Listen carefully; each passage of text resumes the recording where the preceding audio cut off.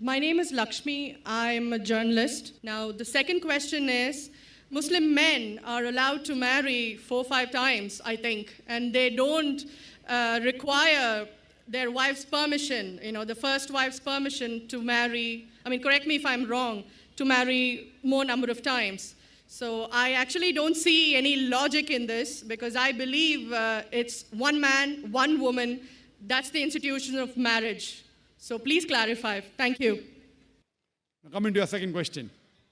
In Islam, men marry 4 times, 5 times, and they don't ask permission from the first wife. Why? As far as polygyny is concerned, a man having more than one wife, Islam is the only religion, and Quran is the only religious scripture on the face of the earth which says marry only one. There is no religious scripture besides the Quran. I'm a student of comparative religion, which says marry only one. There is no verse in the Bible, no verse in the Bhagavad Gita, no verse in the Veda which says marry only one except the Quran. If you read the Hindu scriptures in Ramayana, the father of Sri Ram, how many wives did he have? How many wives? More than one? More than one, 3 wives. Fine. Shri Krishna, according to Mahabharata, how many wives he had? Unlimited. Not unlimited. You don't know your scripture well.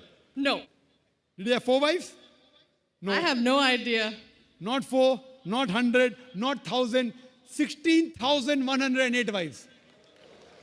How many wives he had? 16,108. So why can't we Muslims have 4? What's the problem? When Shri Krishna can have 16,108 wives, why can't we have 4? Further, if you read the Vishnu Purana, chapter number 24, verse number 1, it says a Brahmin can have up to 4 wives. If you read the Jewish scriptures, it gives you permission to have as many wives as you wish. If you read the Christian Bible, it gives you permission to have as many wives as you wish. If you read the Bible, Abraham had 3 wives. Solomon, how many wives he had? He had 700 wives.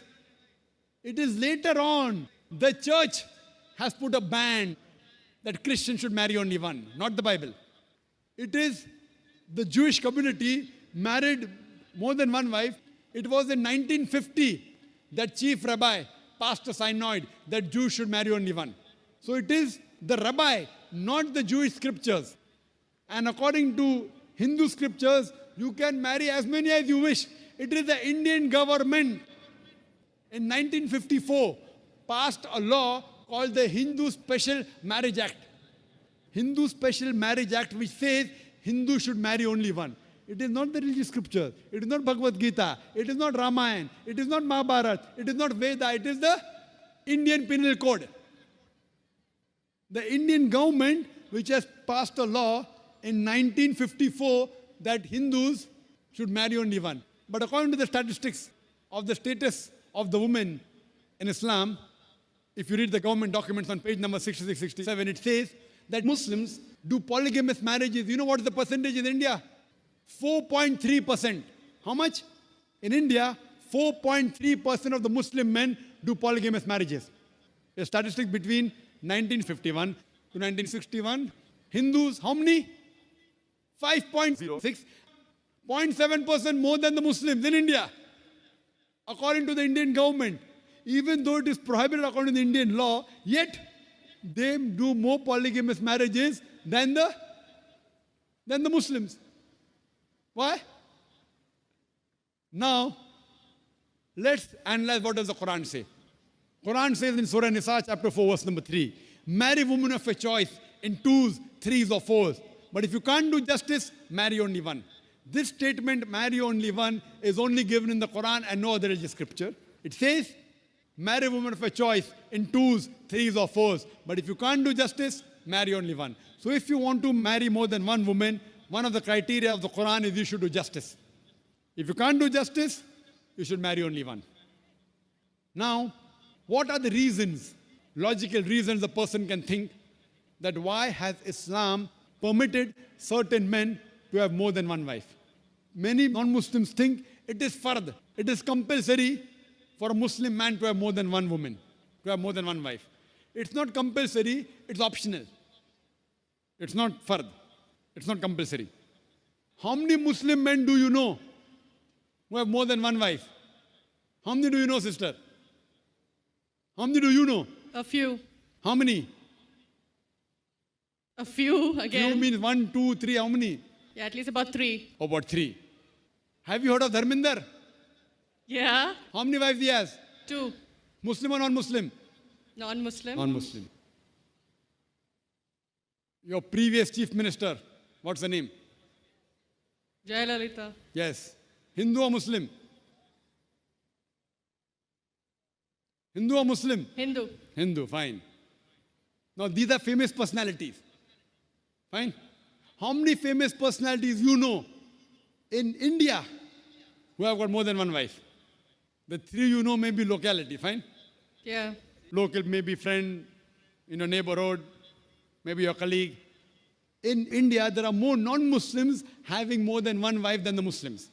Now let us understand what are the logical reasons. Come back to logic now. Now, by nature, if you ask any medical doctor, he will tell you, male and female are born in equal proportion. Girls and boys are born in equal proportion. But any medical doctor, any pediatrician, any children doctor will tell you that the female sex, the female child is stronger than the male child. That's the reason there are more deaths in the male children as compared to female children. So in children's age itself, the female children are much more than the male children. As life grows on, there are people dying due to accidents, due to alcoholism, due to war. There are more males dying as compared to females. Today, if you analyze in the world, there are more females in the world as compared to males. There are few third world countries like India where the male population is more than the female population. And do you know why? The reason is because of female feticide and female infanticide. According to an article, a program which came on BBC by the name Let Her Die, the program was assignment. There was a British reporter by the name of Emily Buchanan. She comes to India and she says that every year in India, more than 1 million fetuses are being aborted after they identified that they're females. She says more than 3,000 every day. You multiply, more than 1 million every year. According to the Tamil Nadu government hospital report, she gives the statistics, out of 10 female born alive, do you know how many are put to death? 4. Sister, did you know that? Tamil Nadu, your state, your beloved state, according to the government statistics, out of 10 females born alive in the government hospital, 4 are put to death. There are billboards put in Rajasthan and here, which says that spend 500 rupees and save 500,000 rupees. You know what does it indicate? Spend 500 rupees, do ultrasonography, do amniocentesis, identify the child you're carrying is a female, abort her, and save 5 lakh rupees, 500,000 rupees. Maybe a couple of 100,000 upbringing her, and the remaining 100,000 in dowry. If you stop this evil practice in India, our beloved country, stop the female infanticide, stop the female feticide. Even in India, the population of female will be more than the male population. If you see the rest of the world, if you see New York alone, there are 1 million females more than males. In USA alone, there are 7.8 million females more than males. In UK alone, there are 4 million females more than males. In Germany alone, there are 5 million females more than males. In Russia alone, there are 9 million females more than males. And God alone knows how many millions of females are more than males throughout the world. Suppose I agree with your philosophy, sister, you said, 1 man, 1 woman. If I agree with you, sister, with your philosophy, 1 man, 1 woman. And suppose my sister happens to be in America, or your sister happens to live in America. And suppose the market is saturated. 1 man, 1 woman, saturated. Yet there will be 7.8 million females who will not find life partners. 1 man, 1 woman. Now the option for these 7.8 million females is either marry a man who already has a wife or become public property. You say, Dr. Zakir Naik, public property, such a harsh word. Sister, it is the most sophisticated word I can use. I cannot use a more sophisticated word than public property.